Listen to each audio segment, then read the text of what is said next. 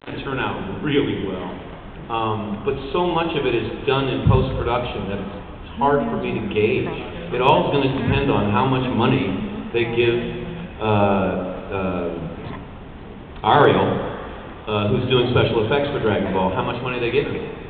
It's going to kind of come down to that. But what I learned coming off of P.S. I Love You on the Dragon Ball, I had a character on P.S. I Love You that didn't have a lot to do.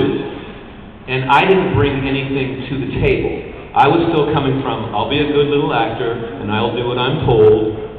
And I realized that everybody else on the movie brought a lot to their role.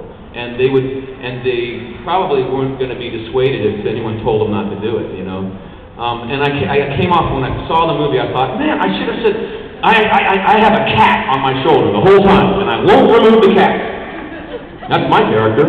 And then there would be something interesting going on that wouldn't get in the way of the script, but it would be more interesting.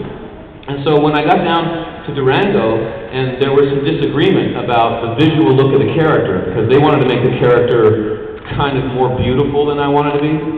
Like, I wanted him to be old, decrepit, and ugly. Because in my mind, this character was in prison for a long time, and when he goes into prison, he is powerful and sexy. Women dig it, you know? And then he busts out of prison after 2,000 years. And there's no mirrors in prison. And he finally gets to a mirror, and he looks at it, and he's now old, ugly, and decrepit, and it's stolen his mojo from him. And at that point, I want to go kill the sheriff, I want to kill his family, I want to kill the whole town he protected, which in this case is Earth. And it all made sense to me. And they were providing a makeup that reflected that.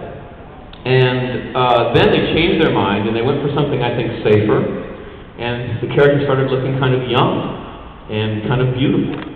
And I thought, So I went to the makeup artist, and I said, you know what, the producers don't want us to be old and decrepit, but the producers ain't here. And we're going to add with paint what they've taken away with this safe, well, what we call the sculpt, just the latex appliances. And I basically had my own little quiet mutiny.